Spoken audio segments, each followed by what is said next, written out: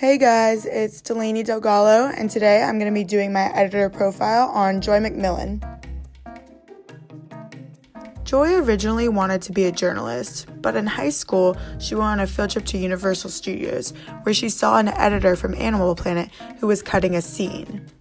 She claimed that he had the ability to rewrite the story, and in that moment, she realized that she wanted that type of power.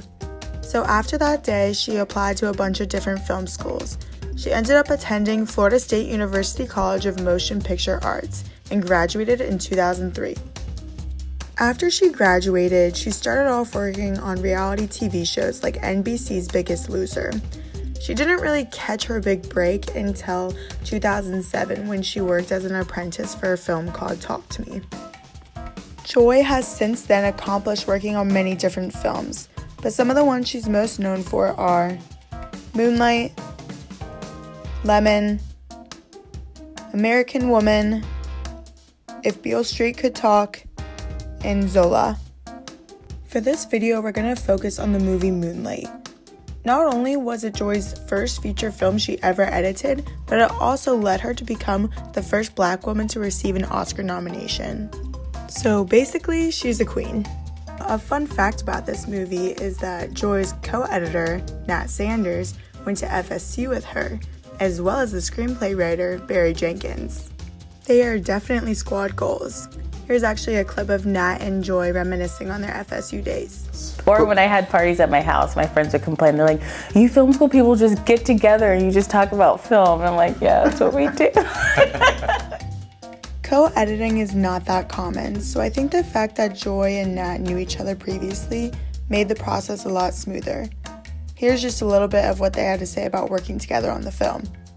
The reason why it worked so well with us is because there's like no egos. You know, it's like, you want to cut this scene or do you want to take this scene? And it's like, yeah. And then like we were working in the same room at one point, so I could like hear him and Barry talk about something, and I'd be like, oh, actually, maybe you should leave that in. And no one would be like, what? They'd be like, oh, okay, you know, or I'd be working on something, and they'd be like, oh, why don't you try this? And so it was just super collaborative, and like no one was trying to like stake claims on like, this is my scene, you know, like it's just, we were trying to make a good movie.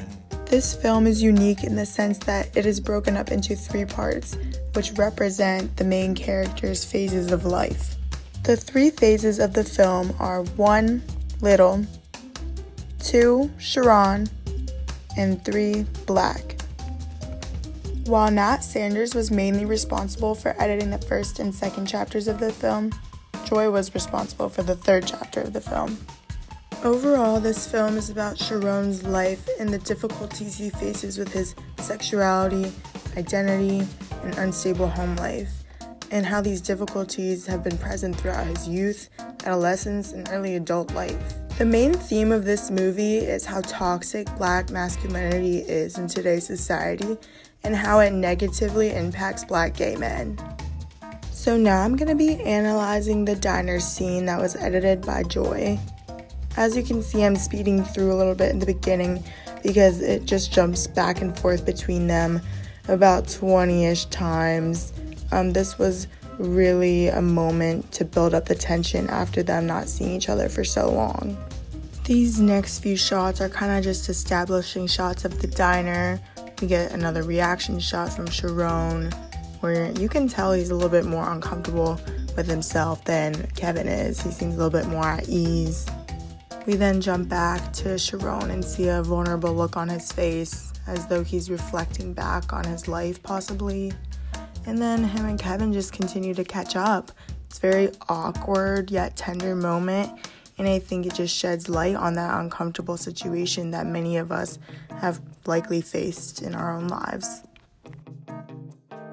After they finish catching up, Kevin then decides to get up and go to the jukebox to play a song, which is Hello Stranger by Barbara Lewis. And obviously this is like a reflection of how he's feeling in the moment. He's glad to see Sharon after so many years.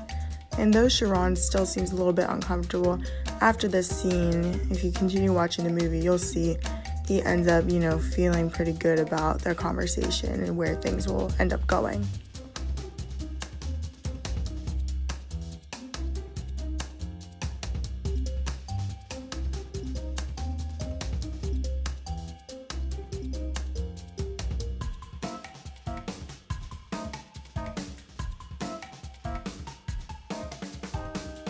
One lesson I learned from Joy is how silence speaks louder than words, and she really utilizes this a lot throughout the film.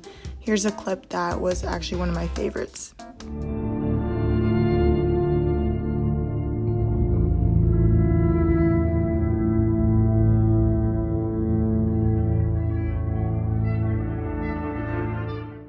I think the silence here adds more than if actual words were said, and we really see the internal battle that Sharon is facing as a young child. Another thing I learned from Joy is to just allow moments to breathe and to allow the audience to become acquainted with the surroundings. The last thing I learned from Joy is that it's okay to linger on a scene.